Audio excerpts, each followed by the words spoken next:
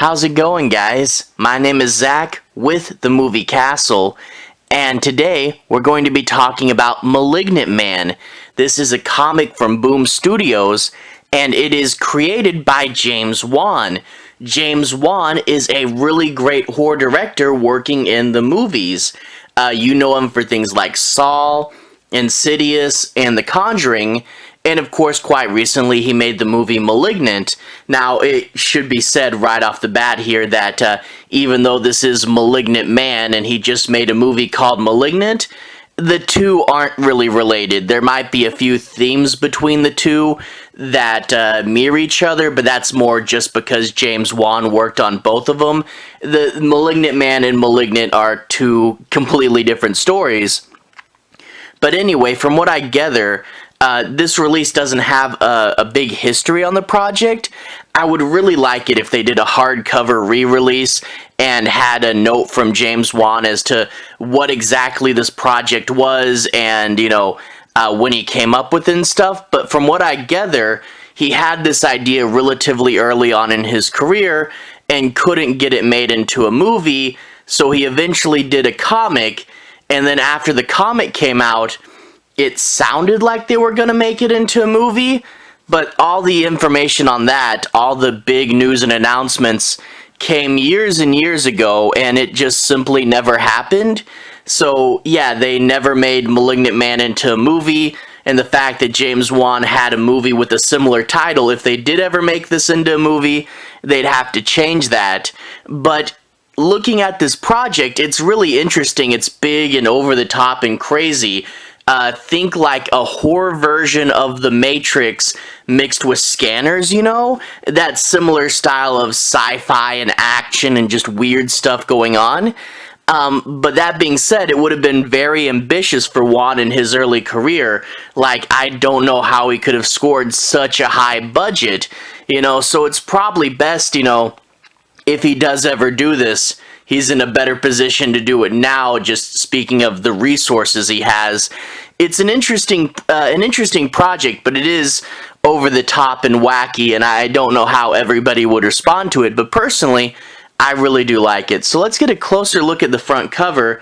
There's your protagonist at the beginning of the story when he thinks he's dying of brain cancer. He's got the hospital gown and his knife out. Now, that being said, a cool cover. These things don't happen in the same order. When he's in his hospital gown, he doesn't have his hair grown back, and he hasn't found his blade yet. So, not a completely accurate cover, but still pretty cool. And flip it to the back. What doesn't kill you makes you stronger. And there's the Boom Studios logo. And let's open it up and take a look at the credits page. Well, first there's the title page. Malignant Man with the grunge and the blood in this abandoned building. This is really grungy. I compared the action to like The Matrix, especially with all the guys in suits, but there's lots of blood too, so think like if the Grindhouse did The Matrix in like the 1970s. But let's look at that credit page. So, created by and story by James Wan, written by Michael Allen Nielsen. So what I think happened here is James Wan probably had a movie script, and Michael Allen Nielsen turned the movie script into a comic script. You see this every now and then when they, take movie scripts and never made it and turn it into comics. Think Joe Hill's Tales from the Dark Side that didn't get turned into a TV show had a similar thing going on. But art by Piotr Kowalski, and there's the front image. Let's go ahead and talk a bit about the plot more specifically. I'm not going to be doing any major spoilers, but I do want to say my piece on a few of the plot points and make sure you guys have a basic understanding as to what this story is about. We open up, very first page, we get a really nice establishing character shot of where this guy is now. He's in the hospital and he's dying of cancer and he's going through all these treatments and he doesn't feel very well, and they say he doesn't have much time left to live and he's just sitting around waiting to die. There's nothing they can do for him. So one day after visiting the pharmacy, he sees this mugger, and this mugger is going to try to rob this lady, and he goes, well, what do I have left to live? I might as well try to save this girl because, if I die, what does it matter? I was dying anyway.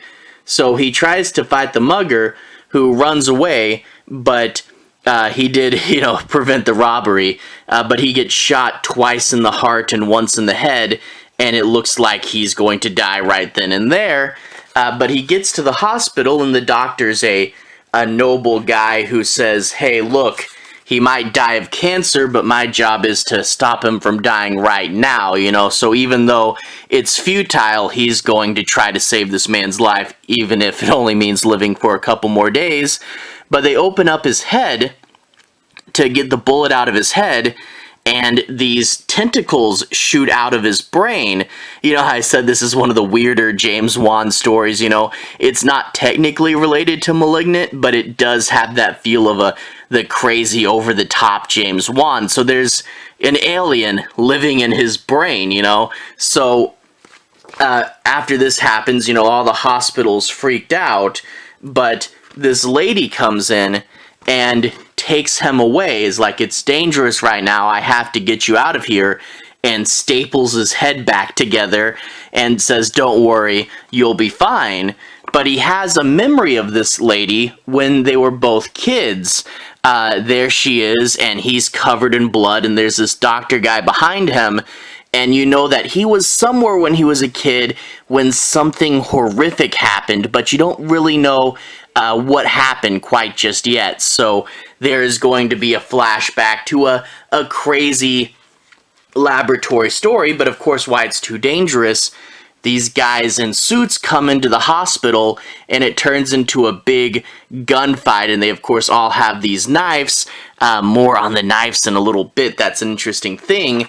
But that's where you get this big, over-the-top action sequences, so it's pretty cool there. And yeah, like a grindhouse version of the Matrix, fighting guys with suits, but not shying away from that R-rated blood there. So that is pretty cool. And yeah, this is a really big and interesting world he's made there. Crazy aliens, fight sequences, and yeah, this guy who just thought he was dying of brain cancer, and now he's, in this weird over-the-top action movie. But anyway, let me find, yeah.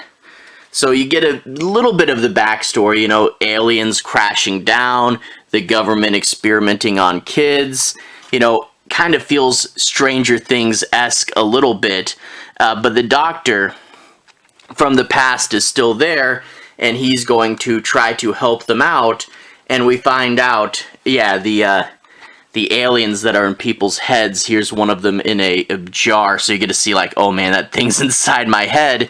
But the weapon that they all have, this is kind of like the eggshell that all these malignants, the aliens are malignants, that's what they all are born in. But the thing with this eggshell is it's harmless to the malignant that hatched out of it, but to every other malignant, it's dangerous, and it's the only thing that can negate the healing factor. So everybody has a little ball that's the only weapon that can be used against other malignants, but you have to find your own one.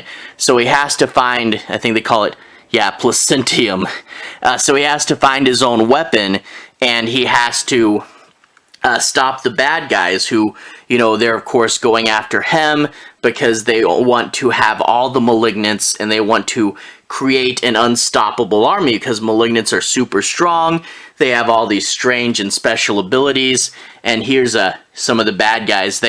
You hold the ball, and you can use your mind to shape it so they can, hold it and turn it into swords so they can really fight. And yeah, shot of this guy getting cut in half here. So it is big, over-the-top grindhouse action. The malignants can talk to each other, telepathy, and Stranger Things would come out like way after this comic, but imagine if Stranger Things turned into a grindhouse version of the Matrix with a little bit of scanners thrown in there. It is big, crazy, over-the-top action. Now, the thing is, I look at this, and I don't know how well at this point in his career, James Wan would have been able to make this, because you would need kind of a budget for it. I think he could make it now, but who knows where all the rights are tied up these days. But it is a really interesting, different take on the sci-fi action movie. And having seen Malignant, which is again no relation, but seeing him go big and go over the top. If you guys haven't seen Malignant, really great movie. Just don't expect the subtlety of The Conjuring.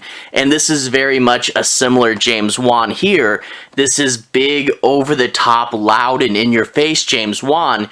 And if you're fans of, the old school grindhouse movies, you really like that. And it's it takes a big piece of that, but it puts it in this whole different direction. And I would really like to see it be a movie. The fights on paper still look really good, but the way James Wan choreographs action and stuff, I would really like to see this eventually get turned into something. But it is a really interesting and different and far out there action story, and I really do like it, and I would really love to see this eventually get turned into something. But for now, for what it is, it's really fun, and I'm glad I read it. But anyway, to everyone who's watched so far, thank you for watching. To everyone who's liked and subscribed, thank you. You really are helping the channel out. I'll leave a relevant playlist on the bottom. That'll probably be my James Wan playlist. If you want to see me review some of his other movies, I've covered the first 2 Conjuring movies, the first 3 actually, and I did a review for Malignant, and I have a complete Conjuring collection, so there's a few videos in there. Anyway, have a good day. I'll see you guys again very, very soon. James Wan playlist on the bottom. Have a good day now.